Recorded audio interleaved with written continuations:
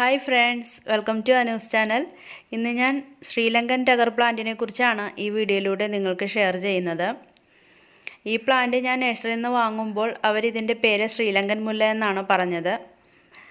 ഈ ചെടിയുടെ പൂക്കൾക്ക് മണമൊന്നുമില്ല, പക്ഷേ എപ്പോഴും പൂക്കൾ കാണുന്ന ഒരു ചെടിയാണിത്. എല്ലാ സീസണിലും ഈ ചെടിയിൽ പൂക്കളുണ്ടാവും.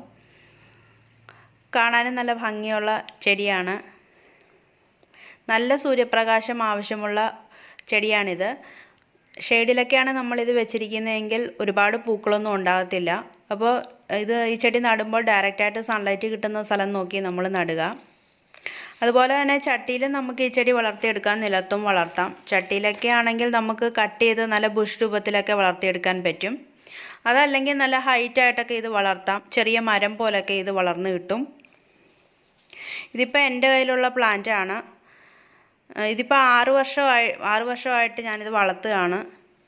ഇത് ഞാൻ വെട്ടിയൊന്നും കൊടുത്തിട്ടില്ല. ഈ പ്ലാന്റ് നല്ല ഹൈറ്റിൽ തന്നെ ഞാൻ അങ്ങ് വളർത്തി. എപ്പോഴും പൂക്കളുണ്ടാകുന്നതുകൊണ്ട് നല്ല ഹൈറ്റിൽ തന്നെ ഞാൻ വളർത്തി. ഇപ്പോൾ ഒരു ചെറിയ മരം പോലായിട്ടുണ്ട് എൻ്റെ ഈ ചെടി. കൊണ്ടുവച്ചപ്പം മുതൽ ഇതിൽ പൂക്കളാണ്. മഴ സീസണിലും ഇതിൽ പൂക്കളുണ്ട്. ഇപ്പോൾ സമ്മർ സീസൺ സ്റ്റാർട്ട് ചെയ്യുമ്പോൾ ഇപ്പോൾ ഇതിൻ്റെ ഇലകളൊക്കെ കൊഴിയുന്ന ടൈമാണ്. മൊത്തം സമ്മർ സീസൺ സ്റ്റാർട്ട് ചെയ്യുമ്പോൾ ഇതിൻ്റെ ഇലകളെല്ലാം ഇത് പൊഴിക്കും. ഇലകളെല്ലാം പൊഴിച്ചിട്ട് വീണ്ടും അത് തളിർത്ത് വരും. അപ്പോൾ ആ തളിർപ്പിലെല്ലാം മുട്ടുകളായിരിക്കും. സമ്മർ സീസണിലാണ് ഇതിൽ ഒരുപാട് പൂക്കളുണ്ടാകുന്നത്. നിങ്ങൾ ചട്ടിയിലാണ് ഇത് നടുന്നതെങ്കിൽ ഇതിന് നടിയിൽ മിശ്രിതമായിട്ട് കൊടുക്കേണ്ടത് മണ്ണും ചാണകപ്പൊടിയും കോക്കോപ്പീറ്റും കൂടെ മിക്സ് ചെയ്ത് യൂസ് ചെയ്യാം. നന്നായിട്ട് ഗ്രോ ആയിക്കോളും. അതുപോലെ തന്നെ നമ്മൾ ചട്ടിയിലൊക്കെ നടുമ്പോൾ നമ്മൾ കട്ട് ചെയ്തൊക്കെ നമുക്ക് ഇഷ്ടമുള്ള ഹൈറ്റിലൊക്കെ ഇത് വളർത്തിയെടുക്കാൻ പറ്റും. അതുപോലെ തന്നെ നമ്മൾ നന കൊടുക്കുമ്പോൾ ഒന്നിടവിട്ടുള്ള ദിവസങ്ങളിൽ നനച്ചു കൊടുത്താൽ മതിയാകും. പിന്നെ മഴയുള്ള സീസണിലൊക്കെ ഇത് നന്നായിട്ട് ഗ്രോ ആകുന്നുണ്ട്. ഒരുപാട് ബ്രാഞ്ചസൊക്കെ വരും മഴ സീസണിൽ. പിന്നെ ഇതിൻ്റെ പുതിയ ചെടി വളർത്തിയെടുക്കുവാൻ നമ്മൾ ഇതിൻ്റെ ചുവട്ടിലെ വേരിൽ നിന്ന് തന്നെ തൈകളെല്ലാം പൊട്ടിക്കിളിർത്ത് വരും.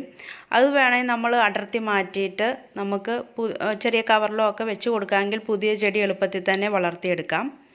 അതല്ലെങ്കിൽ ഇതിൻ്റെ കട്ടിങ്സ് എടുത്തിട്ട് നമ്മൾ ഈ പറഞ്ഞ പോലെ നട്ടു കൊടുക്കാമെങ്കിൽ നട്ടു കൊടുത്ത് ഷെയ്ഡിൽ തന്നെ വെക്കുക. വേര് പിടിച്ചതിന് ശേഷം മാത്രം നമ്മളെടുത്ത് സൺലൈറ്റിൽ വെക്കാവുള്ളൂ, അല്ലെങ്കിൽ അതിൽ വാടിപ്പോവും. അങ്ങനെ നമുക്ക് പുതിയ ചെടി വളർത്തിയെടുക്കാം. പിന്നെ ഈ കട്ടിങ്സൊക്കെ മഴ സീസണിലാണ് നമ്മളെടുത്ത് കട്ടിങ്സ് എടുത്ത് വളർത്തുന്നതെങ്കിൽ എളുപ്പത്തിൽ തന്നെ വേര് പിടിച്ച് കിട്ടാൻ സഹായകമാകും. അതുകൊണ്ട് കട്ടിങ്സ് എടുത്ത് വളർത്തുന്നവർ മഴ സീസണൊക്കെ ആകുമ്പോൾ കട്ടിങ്സ് എടുത്ത് വളർത്താൻ ശ്രമിക്കുക. അതുപോലെ തന്നെ ഇതിന് അധികം കീടബാധയൊന്നും ഈ ചെടിക്ക് കണ്ടുവരാറില്ല. പിന്നെ ഇടയ്ക്ക് ചെടിക്ക് കുറച്ച് മുരടിപ്പൊക്കെ ഈ ചെടി കാണിക്കാറുണ്ട്. പൂക്കാതെ ചിലർ പറയുന്നുണ്ട് ഇത് പൂക്കുന്നില്ല, ഒരുപാട് ഇലകളുണ്ടാകുന്നുണ്ട് പൂക്കുന്നില്ല. മെയിനായിട്ട് കൊടുക്കേണ്ടത് സൺലൈറ്റാണ്. ഞാൻ നേരത്തെ പറഞ്ഞു ഷെയ്ഡിൽ വെക്കാൻ പാടില്ല, സൺലൈറ്റ് നല്ലപോലെ കൊടുക്കുക.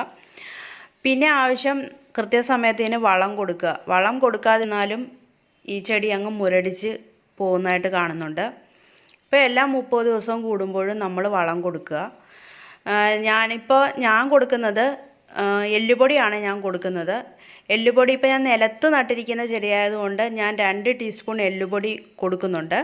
ഇത്രയും വലിപ്പമുള്ള ചെടിയാണ്, അതുകൊണ്ട് 2 ടീസ്പൂൺ കൊടുക്കുന്നുണ്ട്. നിങ്ങൾ ഇപ്പോൾ ചട്ടിയിലൊക്കെയാണ് ഈ ചെടി നട്ടിരിക്കുന്നതെങ്കിൽ 1 ടീസ്പൂൺ കൊടുത്താൽ മതിയാവും എല്ലുപൊടിയാണ്. അല്ലെങ്കിൽ പോട്ടിൻ്റെ വലിപ്പം അനുസരിച്ച് നമുക്ക് കൊടുക്കുന്ന വളം നമുക്ക് അതിനനുസരിച്ച് കൊടുക്കുക.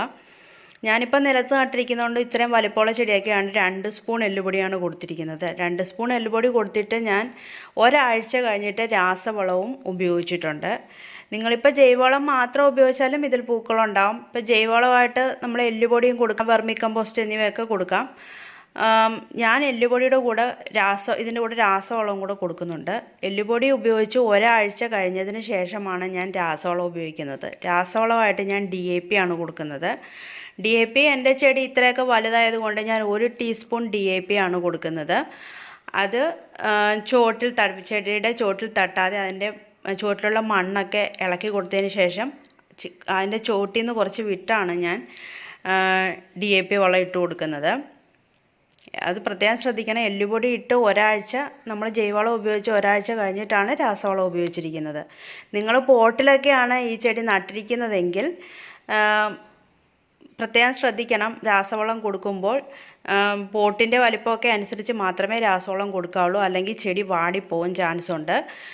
പോട്ടിലൊക്കെ ആണെങ്കിൽ 1/2 ടീസ്പൂണൊക്കെ യൂസ് ചെയ്താൽ മതി. പോട്ടിൻ്റെ വലിപ്പവും ചെടിയുടെ വലിപ്പവും നോക്കിയിട്ടേ രാസവളം ചെടിക്ക് ഉപയോഗിക്കാവുള്ളൂ.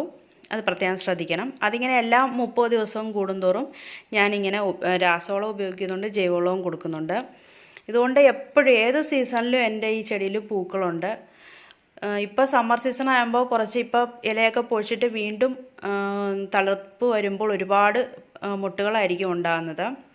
അതേപോലെ തന്നെ നമ്മൾ ഇതൊന്ന് പൂവൊന്ന് കൊഴിഞ്ഞ് കഴിയുമ്പോൾ ഇതൊന്ന് ചെറിയ രീതിയിലൊന്ന് പ്രൂൺ ചെയ്തൊക്കെ കൊടുക്കാമെങ്കിൽ വീണ്ടും ഒരുപാട് ബ്രാഞ്ചസ് ഉണ്ടാവുകയും ഒരുപാട് മുട്ടുകളും പൂക്കളും ഒക്കെ ഉണ്ടാവുകയും ചെയ്യും. വളരെ ചെറിയ കെയർ മാത്രമേ ഈ ചെടിക്ക് കൊടുത്താൽ മതി. എളുപ്പത്തിൽ സൂര്യപ്രകാശത്തിൻ്റെ കാര്യമാണ് മെയിനായിട്ട് ശ്രദ്ധിക്കേണ്ടത്. പിന്നെ 30 ദിവസം കൂടുമ്പോൾ ജൈവവളമോ അല്ലെങ്കിൽ രാസവളമോ ഇങ്ങനെ കൊടുക്കുക. ഒരുപാട് പൂക്കളുണ്ടാവും. ഇതൊക്കെയാണ് ഈ ചെടിയുടെ കെയർ. ഇപ്പോൾ ഗാർഡനിലൊക്കെ എപ്പോഴും പൂക്കൾ കാണണമെന്ന് ആഗ്രഹിക്കുന്നവർ ഇതേപോലുള്ള പ്ലാന്റുകൾ വാങ്ങി വളർത്തുക. ഇതിപ്പോൾ നഴ്സറികളിലൊക്കെ അവൈലബിൾ ആണ്. അപ്പോൾ നിങ്ങൾ ഈ പ്ലാന്റ് വളർത്താൻ ശ്രമിക്കുക. എൻ്റെ വീഡിയോ ഇഷ്ടമായെങ്കിൽ എൻ്റെ ചാനൽ സബ്സ്ക്രൈബ് ചെയ്യുക, ലൈക്ക് ചെയ്യുക, ഷെയർ ചെയ്യുക. അപ്പോൾ ബൈ ഫ്രണ്ട്സ്.